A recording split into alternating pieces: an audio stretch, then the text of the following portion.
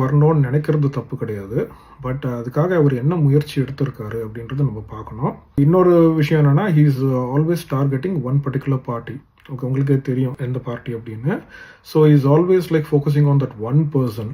அந்த ஒரே ஆளை வந்து எதுக்காக அடிக்கிறாரு அப்படின்னு நம்ம யோசிக்கணும். மற்ற பார்ட்டிஸும் இருக்காங்க. Why is you only targeting this one guy? Is it because he is the current CM? அப்படின்னா உங்களுக்கு அவரோட என்ன உங்களுக்கு like it almost sounds personal. ஓகேவா? So I was so surprised when he actually came to elections. இந்த மாதிரி he was calling uncle. என்னதான் இருந்தாலும் வந்து அவர் வந்து சிஎம், கரண்ட் சிஎம். அவரை வந்து மரியாதை குறைவாக பேசுறது வந்துட்டு எனக்கு சுத்தமாக பிடிக்கல. அகெயின் நான் வந்து யாருக்கும் சப்போர்ட் கிடையாது.